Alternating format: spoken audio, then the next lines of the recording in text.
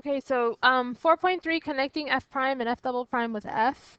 This is um, the B, right, of the notes, but I did split this up into two videos. So after this one, there will be another one to watch, just because I didn't want it to be too long.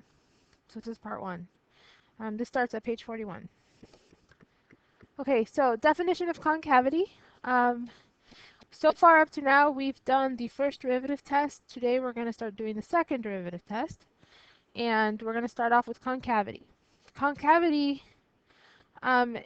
is basically the shape of the function, just as you see in the pictures.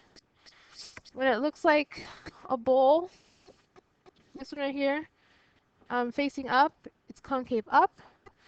When it looks like a bowl upside down, it's concave down. Or a happy face is concave up. A frowny face is concave down. Okay? So let f be differentiable on an open interval I. The graph of f is concave up on I when f prime is increasing on the interval, and concave down when f prime is decreasing. So if you pay attention to these pictures here, this little line right here represents a tangent line for this point. Now the slope of that tangent is obviously negative, right? But then to the next point over here, the slope is now positive. And then to the next slope of the next point, this slope is actually increasing. It's more positive, I guess. Okay, so for the concave down, um, these slopes are decreasing. That means the slopes are becoming negative or more negative. For example, here, this is my tangent. That's just a positive slope. But for the next point, my slope is now negative. And then for the last slope, it's even more negative because it's got a more of a slope to it. Okay, so concavity test. The graph of a twice differentiable function, so f of x, if it can actually be derived twice, it's actually going to be concave up on any interval that the second derivative is greater than 0. Now this greater than 0 and less than 0 stuff, what are numbers greater than 0? Numbers greater than 0 are positive. So it'll be concave up whenever the second derivative is positive, whenever f double prime or y prime is positive. And concave down on any interval where the second derivative is less than 0, numbers less than 0 are negative. Okay, so example 1. Determine the open intervals on which the graph of f of x equals x squared is concave upward or downward. So I started off with something really, really easy. So the way you would do this is you would take the first derivative and you'd get 2x, right? And normally, the first derivative test, you would take this 2x and you set it equal to 0, and you would figure out what does x equal. And x equals 0. And you make a nice little sign chart with your 0, and you pick a value to the left and a value to the right of 0, so negative 1 and 1, and you would plug those into the derivative. And when I plug in negative 1, I get negative 2. And when I plug in positive 1, I get positive 2. And then I can determine if this function is a min, a max, or has a min, a max, and whatnot, right? So for example here, it would appear as though my function is decreasing and then increasing. So there is a minimum. Now, if you look at the fact that this is a minimum, I can kind of tell if it's concave up or concave down, can I? Okay, this is the parabola, right? We should be able to look at this function and say it's a parabola, it looks like a U. So there's definitely a minimum. It's located at x equals 0. And from this function, I can tell you right now, oh yeah, it's going to be concave up. It's a happy face. Now that's with the first derivative. But for concavity, I actually want you to use the second derivative. Okay? So I'm going to do this process again, basically. I'm going to derive again, find the second derivative. The derivative of 2x is 2. Oh, I end up with an entire number. There is no function equation, it's just 2. I mean, it is a function, but there's no x's in it. So now, I'm going to look at this number, and I'm going to ask myself, is it positive or negative? And obviously, the number 2 is positive. So, since f double prime of x is greater than 0, which means positive, right? And 2 is definitely positive. Then, my function, f of x, is concave up. And it's actually concave up everywhere for all x values. Okay? Okay. So those are two ways to do this. But for concavity, we're strictly going to stick to second derivative. It's just that obviously this equation was really, really easy. There will be more things to do with it. For example, a sign chart of the second derivative. Okay, example 2. Determine the concavity of y equals 3 plus sine x on the interval from 0 to 2 pi. Okay, so a little more complicated. So take the first derivative, and I get cosine x. Derive again, and I get negative sine x. So my job would be to normally take the second derivative and set it equal to 0. So there is an angle somewhere that if I plug it in here, I get the coordinate of 0. So working a little backwards, so this is actually x equals the sine inverse of 0. 0 is my coordinate. This is the y coordinate. And I need to figure out what is the angle that goes with that. Now don't worry about the negative to find the angle. Okay, we'll worry about the negative when we plug back in to the function. So unit circle, right? Let me think. Y equals 0 on the y-axis. Well, yeah. So I'm looking for somewhere where I have an angle with the y-coordinate is going to be right on 0. So right here and right here, my coordinates are 1, 0. Oh, look at that. The y-coordinate is 0. And a negative 1, 0. Oh, look at that. My y-coordinate is 0. And the radians are 0 and pi. And of course also 2 pi, right?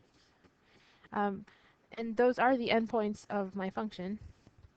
So I've got all my possible solutions. They are 0, pi, and 2 pi. Now I'm going to take these and I'm going to make a sign chart. Little sign chart. Let me draw that. Okay, so I have 0. Oops. Try that again. 0, pi, and 2 pi. Now, my endpoints, my interval, is from 0 to 2 pi. So I can't go beyond 0, I can't go beyond 2 pi. So for this sign chart, when I pick my test values, I actually only really need a test value in here and a test value in here because I can't go out here and I can't go out there. Okay, so 0 and 2 pi, kind of not necessary. All right, so I need to pick two test values. A number between 0 and pi. I think the most obvious is just pi over 2. And then from pi to 2 pi, 3 pi over 4 would probably um, work here. My bad. I meant 2 pi over 3. 3/4 is not a whole. Holy crap. 2 pi over 3. So basically I have a half, a whole, and did I say 2 pi over 3 or 3 pi over 2? What's wrong with me? I need to go home. That's what I need to do. Sorry. 3 pi over 2. Holy crap. So I have a half, a whole, and 1.5. All right. So plug those in. And then this is when I'm going to worry about that negative. I guess I'll write it down here somewhere. Okay, so I'm going to plug in pi over 2. And it's negative sine of pi over 2. I'm going to figure out the answer. All I really care about is it negative or is it positive? And then I'm going to plug in 3 pi over 2. It's negative sine 3 pi over 2. And all I really care about again is it a negative answer or is it a positive answer? All right, so let's see. Pi over 2, it's right here. The coordinates here are 0, 1. And then 3 pi over 2 is down here. And the coordinates down here are 0, negative 1.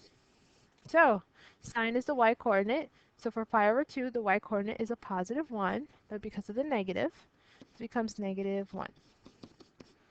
And then 3 pi over 2, my y-coordinate is negative 1. But because of the negative in front of the sign, this becomes negative 1, which is a positive 1. So all I care about, again, is it negative or is it positive? So for pi over 2, it's negative. Oh, that's not red. I wanted it to be red. Negative, and here's positive. So what this means is from 0 all the way to pi, this function is concave down. And from pi all the way to 2 pi, this function is concave up.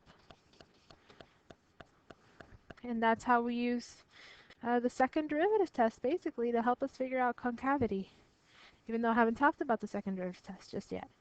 I'm going to write down a full explanation of this answer, but I'm going to pause for that. All right, there's my explanation in the purple on the bottom. Since y double prime is less than 0 for 0 to pi, then y is concave down for 0 to pi. And then since y double prime is greater than 0 for pi to 2 pi, then y is concave up for pi to 2 pi. It's a little redundant, but I'm making sure that we understand what it is saying. Okay, this example is going to be a little tedious because we're going to derive, and we're going to derive again. And you're going to see that the second derivative isn't really going to give us, it's going to help us get the answer, but it's not actually going to give us what we need. So we're going to have to revert back to the original equation. So what I'm going to do is, since this is a quotient rule, and we're going to have to do it twice, I'm going to do it off air, right? Just going to write all the work, because at this point we should be able to do this. I'm going to write it all down. I'm going to write down the steps, and then I'm going to get my final answers, and I'm going to use those, and then I'll explain what it is that we're doing in this example to determine concavity. All right, so here's all the work. Thankfully, we have pause buttons, so when I scroll down, you can pause and rewind to see it again. Right? In the black, I have the first derivative, and then I took my first derivative, and I derived it again to get my second derivative, so it was a quotient rule twice. I canceled some stuff out. I did simplify because I had to in order to derive again. And my final product. All right, now, the idea would be to take that and set it equal to 0.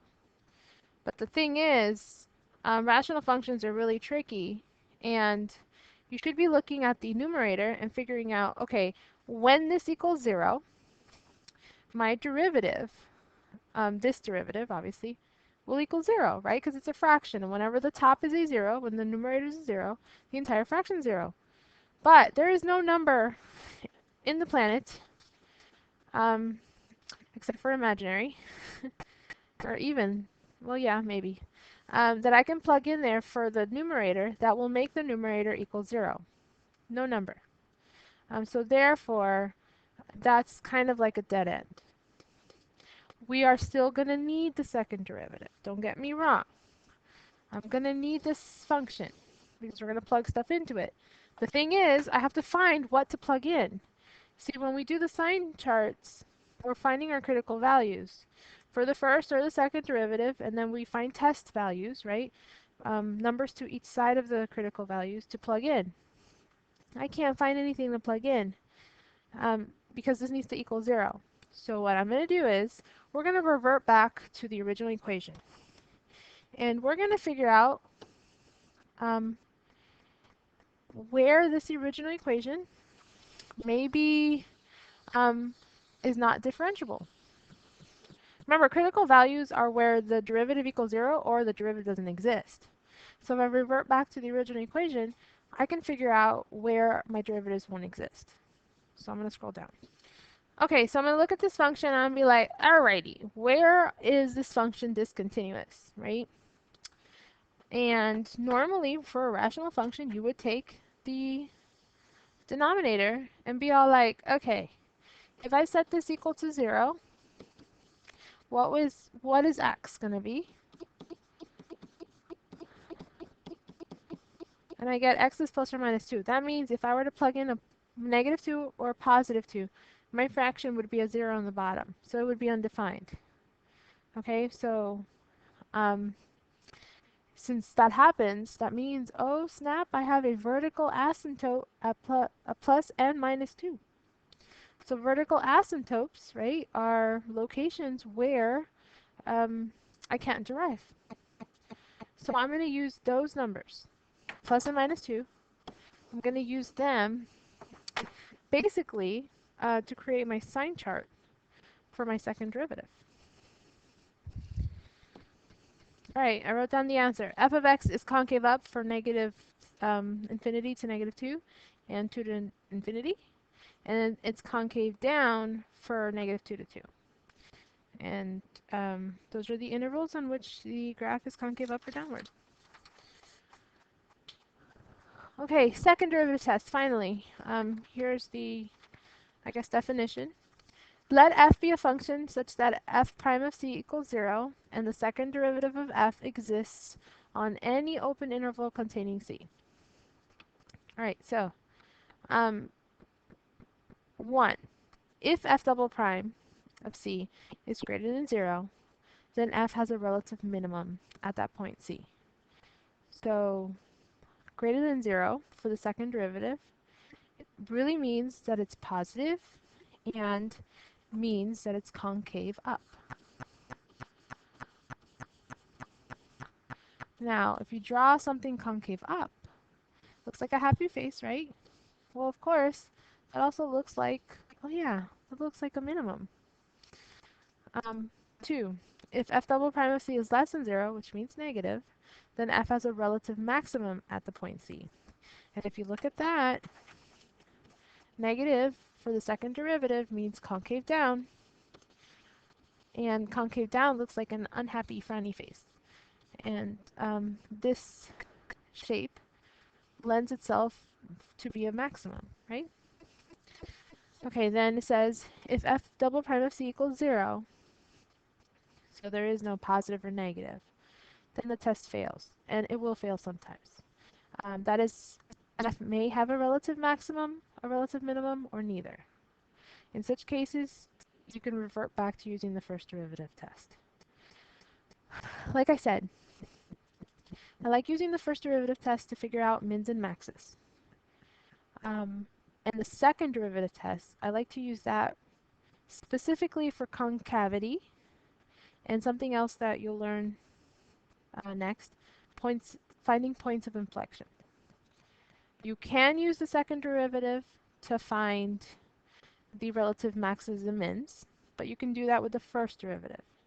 The only time that I would actually bother taking the second derivative to do the relative max and mins is if the first derivative is not a nice function that I can easily solve for 0. But if I derive again, and then my second derivative, I can easily solve for 0, then it would make sense. You'll see some examples later on. All right, example 4, using the second derivative test. All right, so we're going to find the extreme values of this function, and we're going to use the second derivative test, even though I'd prefer just to use the first, but whatever. Just showing you how to do it. So in order to use the second derivative test, I still need my critical values. So f prime of x, I got to find that. 3x squared minus 12, right? And then, I can't breathe.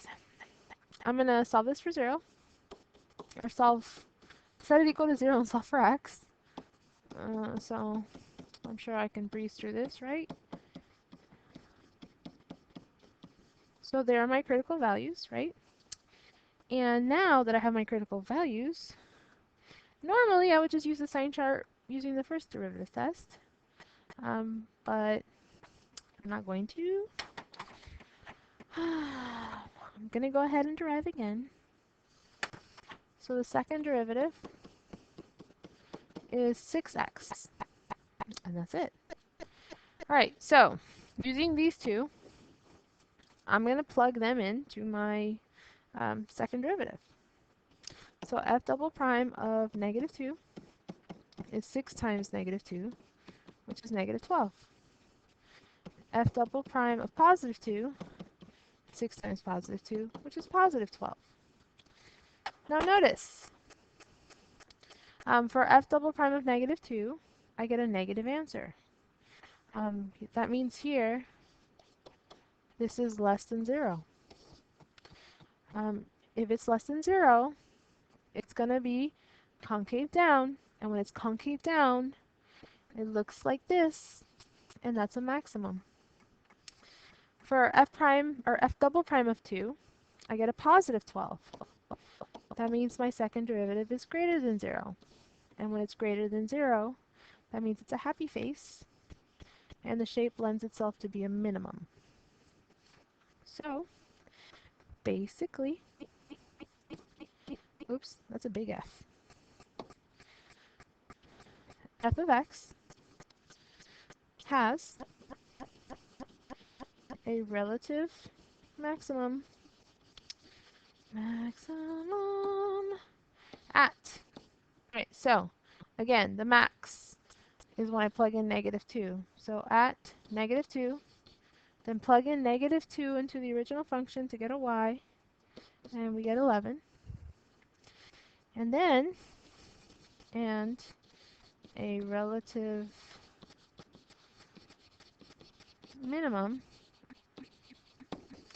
at 2, plug in 2, get an answer, or plug into the original equation and get negative 21.